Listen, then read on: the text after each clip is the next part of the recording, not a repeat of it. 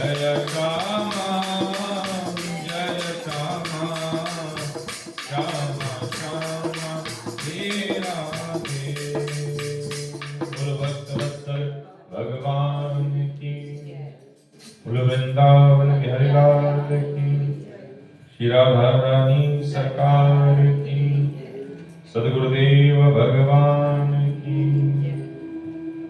परम मंगल में भगवत स्वरूप अकारण करुणा वरुणा मेरा भक्त वांछा कल्पतरु पीतांबरधारी श्री वृंदावन बिहारी प्रभु के पाद पद्मों का स्मरण करते हुए सुंदर यह भगवान के इस पावन कार्तिक मास में और सुंदर भगवान की कार्तिक महात्म्य की कथा को हम विगत दिवस श्रवण करते आ रहे हैं, जहां पर नारद जी के द्वारा पिता ब्रह्मा जी से विविध प्रश्न और महाराजा पृथु जी का भी नारद से जब संयोग हुआ, जब संतों का दर्शन प्राप्त हुआ, तो पृथु जी ने भी अपने जीवन के सारे प्रश्न नारद जी से पूछे। क्योंकि संतों का स्वभाव यही होता है कि जहां उनको सुनने वाला मिलता है तो वहां स्मरण लग जाते हैं, और जहां श्रवण करने का अवसर मिलता है, सुनने का अवसर मिलता है, तो वहां बैठ करके सुनते हैं। तो नारद जी के साथ बैठ करके पृथु जी महाराज ने अनेक चर्चाएं की। उसी में कहते हैं पृथु जी ने पूछा कि हे नारद जी महाराज, आपने जो है पति की चिरायु के लिए, दीर्घायु के लिए व्रत की विधि को बताया। अब आप कृपा करके संतति वृद्धि के लिए, संतान की वृद्धि के लिए, संतान की आरोग्यता के लिए तथा जिसको करने से व्रति को सुख मिलता हो, संतान को सुख मिलता हो, कृपा कर ऐसे कुछ व्रत की विधि को हमें कृपा कर बताएं। तब नारद जी कहने लगे कि हे पृथु जी महाराज, आपने बड़ा सुंदर प्रश्न किया। यह परम सुख देने वाली महाविद्या, महामाया, महायोगी सिद्धेश्वरी और महादेवी, महाशक्ति, परम्बा, सर्व जगत को हित करने वाली परम्बा भगवती वो अहोई देवी है, जो समस्त भू प्राणियों को परम सुख प्रदान करती है।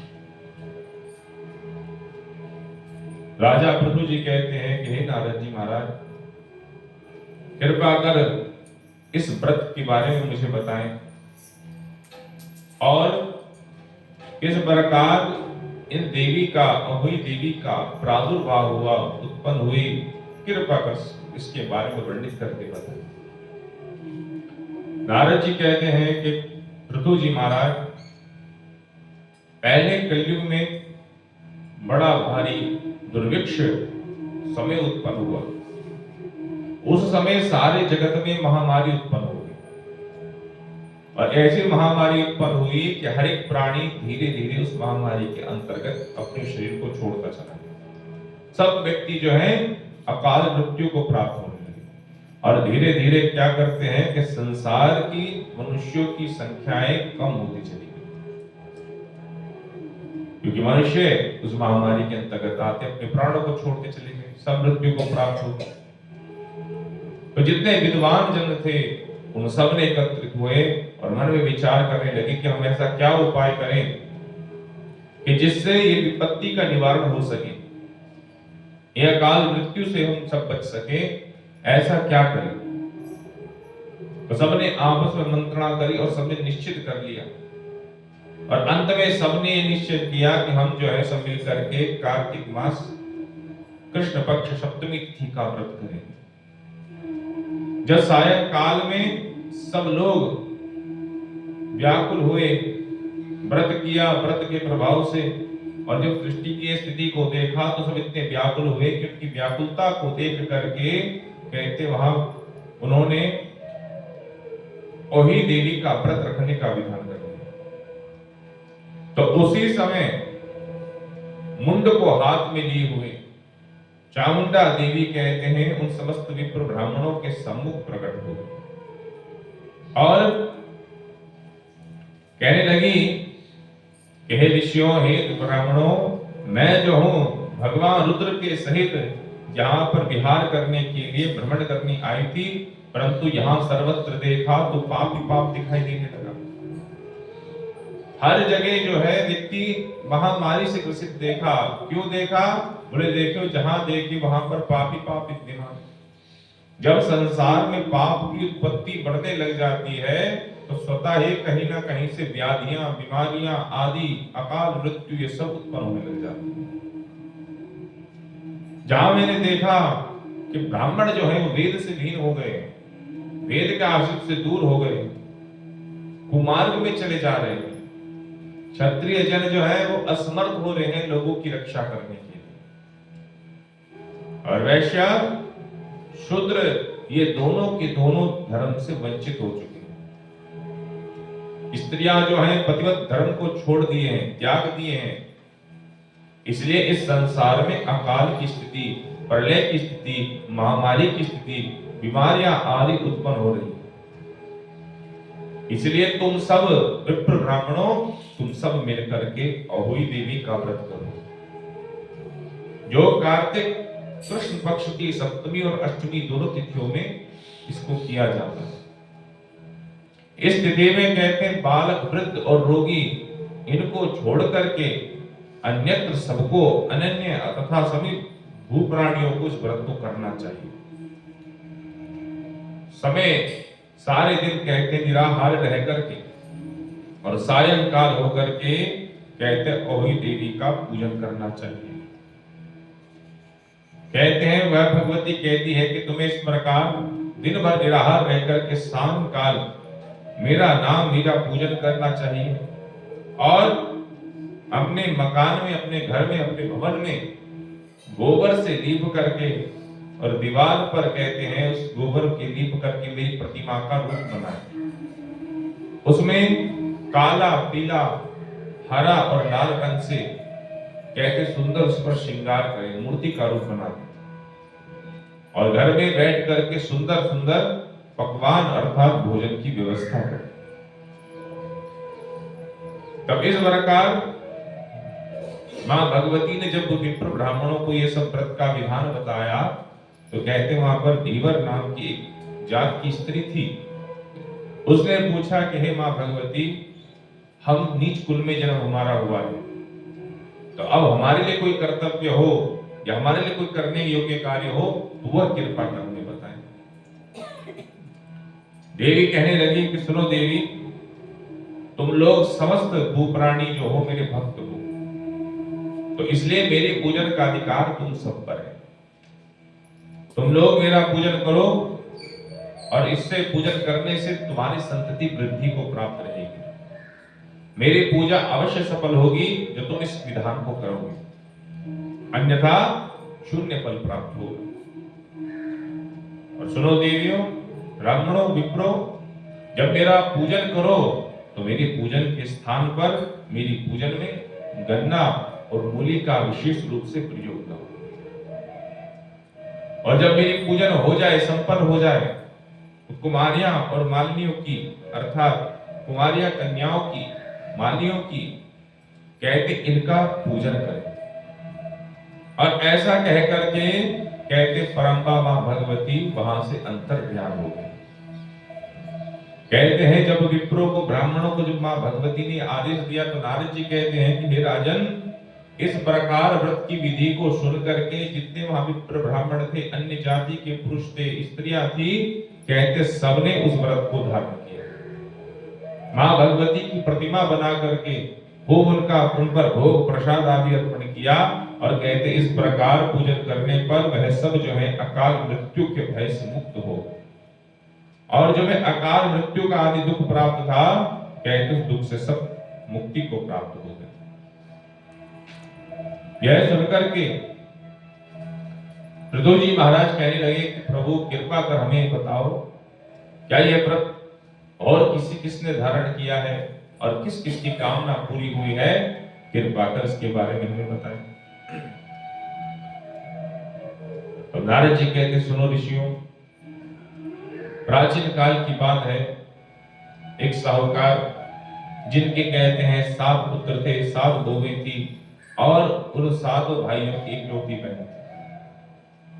कहते दीपावली से पहले कार्तिक मास की बड़ी यह अष्टमी तिथि आई, जिसमें कहते हैं 7 भाइयों की पत्नी अर्थात बहुएं और कहते उनकी इकलौती बहन ननंद जो थी, ये सब के सब वन की तरफ अर्थात जंगल की तरफ निकल पड़ी, मिट्टी लेने के लिए, बालू लेने के लिए।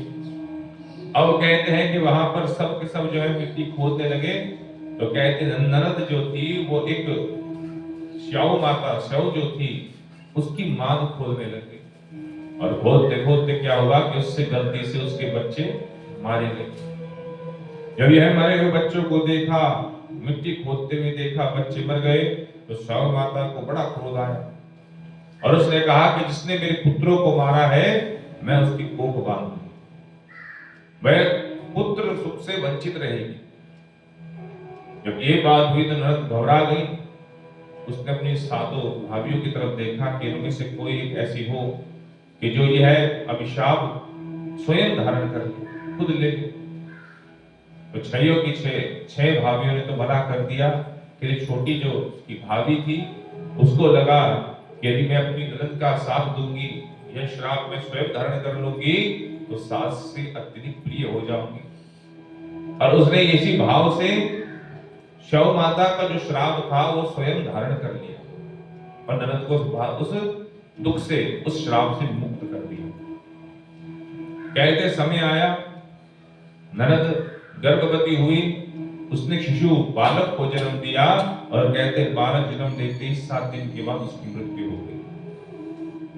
दूसरा शिशु हुआ, तीसरा हुआ, चौथा हुआ, 5वां। कहते 7 शिशु हुए और 7 के 7 जो हैं 7 दिन के बाद वो सब मर जाते। इसके बाद कहते वह मन में विचार करने लगी कि ऐसा क्यों हुआ, किस लिए हुआ, क्या कारण है। यह सुनकर के उसने विप्र ब्राह्मण को बुलाया, ज्योतिषाचार्य जी को बुलाया और उनसे पूछा, महाराज कृपा कर आप बताइए कि जब भी मेरा कोई बालक होता है तो 7 दिन बाद मृत्यु को क्यों प्राप्त हो जाता है, क्या कारण है। तो पंडित जी बोले कि सुनो देवी, तुम जो हो इस समय सुरही गाय के पास जाओ और उस गैया का पूजन करो, यदि वह गैया प्रसन्न हो गई तो तुम्हें जो चाहिए, तुम्हें सब पुत्रों की प्राप्ति हो जाएगी। यह सुनकर के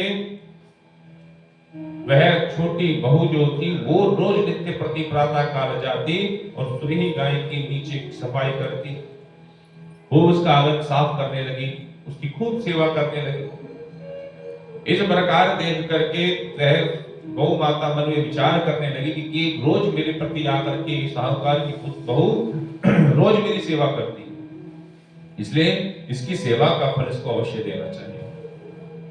तो गौ मां ने कहा कि हे देवी, तुम रोज मेरी सेवा करती हो तो मांगो तुम्हें क्या चाहिए, क्या उद्देश्य है, क्या अभिलाषा है।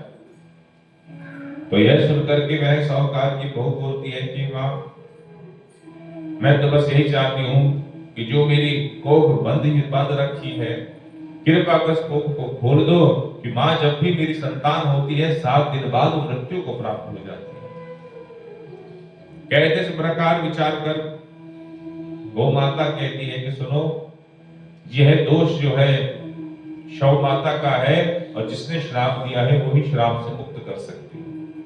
और इस समय तो वह 7 समुद्र पार विराजमान है, वहां जाने में भी कितना समय लगेगा और समुद्र हम कैसे पार करेंगे। ऐसा मन में विचार करके वह सोचने लगी और सोचते सोचते कहते यहां वहां विचरण करते हुए जाने लगी। मार्ग में क्या देखा कि एक सर्प जो था, एक गरुड़ मां के घोंसला था, उस घोंसले में जब शिशु थे तो शिशु को खाने के लिए सर्प जाने लगा, शिशु को मारने की कोशिश करने लगा सर्प। तो यह देख करके उस साहूकार की बहू ने उस सर्प को पकड़ करके खींचा और खींच करके मार दिया। उसको मारने में रक्त बहने लगा, तो रक्त गिरने लगा। कहते हैं जब गरुड़ पंखनी जब वहां अपने शिशुओं को देखने के लिए भोजन लेकर के आई तो वहां देखा रक्त पड़ा हुआ है और वहां पर जो है साहूकार की बहू बैठी हुई थी, खड़ी थी। उसने सोचा कि यह मेरे शिशुओं को मारने के लिए आई है और उस पर प्रहार करने लगा, चोंच मारने लगी। इतना मारे तो कहते हैं कि साहूकार की बहू बोलती है कि अरे देवी, आप मुझे चोंच क्यों मारती हो? मैंने तो आपके बच्चों को इस सर्प से मरने से बचाया है। गौ माता ने प्रमाण दिया, तब जाकर कहते गरुड़पंखी को विश्वास हुआ कि इसने मेरे बच्चों को मारा नहीं, इसने मेरे बच्चों को बचाया। और कहा कि बताओ आपको क्या चाहिए? तो वह साहूकार की बहू कहती है कि आप जो है बस इतना कर दीजिए कि हम दोनों को समुद्र के उस पार छोड़ो जहां शव माता विराजमान रहती। कहते ऐसा सोच करके विचार किया और गरुड़पंखी ने दोनों को लेकर के अपने साथ प्रसन्न होकर के उन दोनों को कहते हैं 7 समुद्र पार शव माता के पास छोड़ा। अब कहते हैं शव माता जो थी गौ माता की बड़ी प्रिय सखा थी, बड़ी बहन अपनी मानती थी। और जैसे ही गौ माता को देखा तो शव माता बड़ी खुश होने लगी और कहा कि बहन कितने दिनों बाद आकर के मिली है, अब आई है तो कृपा कर एक काम कर, मेरे सर पर जो है खूब जू पड़ी हुई है, तो इस जू को तू साफ कर। तो गौ माता कहती कि बहन तू मुझसे क्या सफाई कराती है, मुझसे क्या सेवा करती है? देख मेरे साथ मेरी दासी आई हुई है, ये दासी तेरी सेवा करेगी। तो देश ने तुरंत साहूकार की बहू को आदेश दिया कि जाओ इनकी सेवा करो। अब कहते हैं साहूकार की बहू ने खूब शव माता की सेवा करने लगी, उनके सर से, केशों से, बालों से खूब कहते हैं जूं निकालने लगी। तो पूरा सर साफ कर दिया, जो युक्त कर दिया, तो शव माता बड़ी खुश हो गई और कहा कि देवी तुमने आज मेरी खूब सेवा की है, मेरे को खूब आनंद दिया है, इसलिए मांगो तुम्हें क्या चाहिए, जो तुम मांगोगी वो सब मैं तुम्हें दूंगा। यह सुनकर के साहूकार की बहू कहती है कि देखो मां, एक बार विचार कर लो, विमर्श कर लो कि यदि मैंने कुछ ऐसा मांग ले जो आप ना दे पाओ, इसलिए। पर शव माता कहती है कि नहीं, फिर भी तुम जो मांगोगी वो मैं तुम्हें अवश्य प्रदान करूंगा। यदि मैं नहीं दूं तो दोहिन कुंड की कंकड़ी हो जाऊं। यह सुनकर के साहूकार की बहू कहती है कि मां यदि ऐसी बात है तो आपने जो मेरी कोख को बांधा है, कृपा कर उस कोख को खोल दो। कहते हैं जब उस बहू की बात सुनी तो शव माता मन में विचार करने लगी और कहने लगी कि सुनो, मेरा विचार ये नहीं था कि मैं तुम्हारी कोख खोल दूं, पर तुमने मेरी सेवा करी है इसलिए मैं सेवा से बड़ी खुश हुई हूं, इसलिए जाओ मैं तेरी कोख खोलती हूं। और जा मैं तू घर जाएगी तो घर जा, जहां तेरे को पुनः अपने पुत्र जो मृत्यु को प्राप्त हो गए थे वो सारे पुत्र तुझको पुनः प्राप्त हो जाएंगे। ऐसा आशीर्वाद देकर के कहा और तुम घर जाना, घर जाकर के 7 उज्जवल करियो और 7 ओही बना करके 7 बार कढ़ाई दीजिए, ये कर्म कर। कहते हैं सुनकर के साहूकार की बहू घर गई और ओही बना करके कहते हैं उसका उज्जवल किया। कहते हैं इस प्रकार घर जाकर के सेवा करी, पूजन किया तो क्या देखती है कि उसके जो मरे हुए 7 पुत्र थे वो पुनः 7 जीवित प्राप्त हुए और उन 7 के 7 बहुएं भी उनके साथ उसको प्राप्त हुए। और इस प्रकार उसने अहू माता बनाई और उसका उज्जवल किया और 7 कढ़ाई करी। कहते हो अही अष्टमी के बाद जब दीपावली का अवसर आया तो कहते हैं जो जेठानियां थी वो सब बच्चों से कहने लगी कि जल्दी जल्दी पूजन कर लेते हैं, क्योंकि कुछ समय बाद तुम्हारी चाची आएगी और रोना धोना शुरू कर देगी क्योंकि पुत्र नहीं थे। और जब कहते हैं कि जब उनकी पूजा संपन्न हो गई तब तो जेठानी ने बच्चों को भेजा कि जरा देख करके तो आओ, अभी तक रोने रुदन की आवाज भी नहीं आ रही। अब जब बच्चों ने वहां देखा तो उनको वहां जो है उनकी चाची बड़ी प्रसन्न दिखने लगी, 7 पुत्र दिखने लगे, 7 बहुओं को देखकर क्या आश्चर्यचकित हो गए। सब दौड़ करके गए और बताया तो यह सुनकर के सारी जेठानियां वहां आई और सबने पूछा कि तूने अपनी कोख कैसे खोल दी? तो उसने वह कहा कि जब श्राप का समय आया तो आप सब पीछे रह गई और मैंने जो है अपनी कोख बंधवाई, पर कहते छोटी नंद का ख्याल रखकर की कोख बंधवाई थी।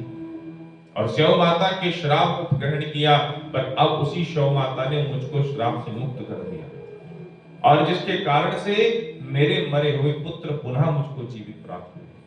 और इसलिए मैं जो हूं अहोई देवी का पूजन करती हूं। इसी प्रकार जो संसार में नारियां मां भगवती अहोई देवी का पूजन करती हैं, कहते मां भगवती परम्बा उनको पुत्र सुख को प्रदान करती है, उनके पुत्रों को चिरंजीवी, दीर्घायु आदि फल को प्रदान करती है और परम सुख प्रदान करती है। बोलो भगवती मैया की जय, बोलो कार्तिक महात्म्य की जय।